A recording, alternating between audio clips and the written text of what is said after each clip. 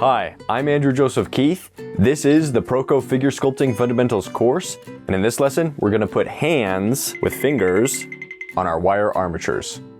You probably already know that the hands can be really difficult, whether it's drawing or sculpting, but having a wire armature in place ahead of time will make our job a lot easier. If you haven't seen the lesson on building wire armatures for sculpture, you can check that out here. And if you want a more in-depth look at the structure of the hand, check out the videos on how to draw the hand from the anatomy course.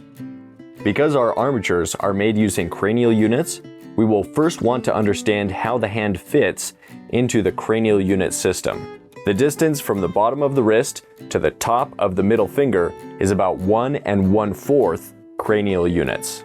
And the width of the palm from side to side, not including the thumb, is about 1/2 of 1 cranial unit. When sculpting, the thumb is often considered as a separate entity from the rest of the hand because it originates at the wrist and tends to follow a different gesture than the palm and the fingers. It is also angled differently than the rest of the fingers. Opposable thumbs, am I right? Let's look at the arm of our armature that we built in a previous lesson. Remember that the distance from the shoulder to the elbow is 2 cranial units, and then the distance from the elbow to the end of the loop is also 2 units. The loop at the end of the forearm represents the palm of the hand, starting at the wrist and ending where the fingers begin. So this loop should be about 1/2 a unit long and 1/2 a unit wide. Okay, now that we have a better idea of the proportions of the hand, let's build it out with wire. For this armature, we're going to be using 1 1/2 inches as 1 cranial unit, making the armature 18 inches tall. For the armature, we used 14 gauge wire, but for the hands, we're going to use a thinner 20 gauge wire. To start off, we will cut 5 lengths of wire that are each 2.5 units.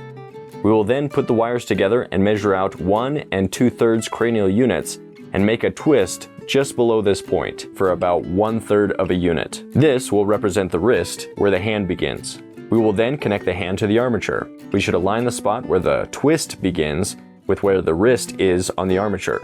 Remember, this should be at the base of the loop of the palm, which should be 1/2 a unit from the end of the loop. We can then use the excess wire at the end near the elbow to wrap around the forearm to secure it in place.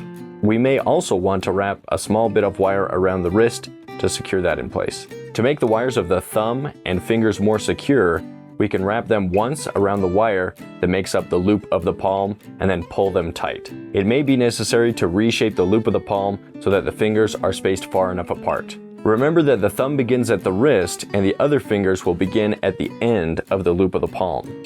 Once we've got the wires for the fingers in place, we will then need to cut them to the correct length. The thumb starts at the wrist and is about 2/3 of 1 cranial unit in length.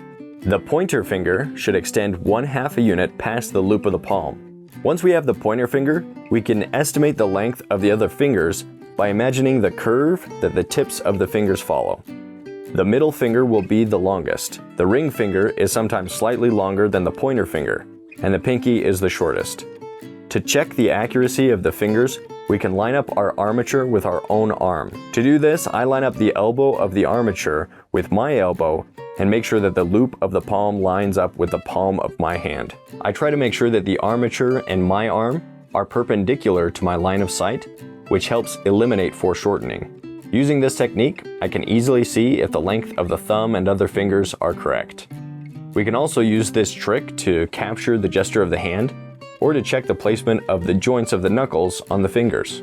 Once we are confident that the proportions of the fingers and thumb are accurate, we can then cut off the extra wire. Once we've made one hand, we can then check the proportions of the other hand by placing the 2 hands together. And take your time because it looks weird when one hand is noticeably different from the other. And now the hands are ready to pose. Your assignment is to add some hands to your wire armature. This is usually easier if you use a thinner 20 gauge wire for the hands and fingers, or if you only have 14 gauge wire, you can do a larger hand study and build out a section of wire just for the forearm and the loop of the palm, and then build a larger hand study. If you do this, remember that the distance from the elbow to the end of the loop of the palm is 2 cranial units. In the premium course, we will go more in depth on the shape of the hand and I'll show you another method for building hands that I invented. There are additional lessons, demos, 3D models, and much more, so go check out the full course at proko.com/sculpture. See you there.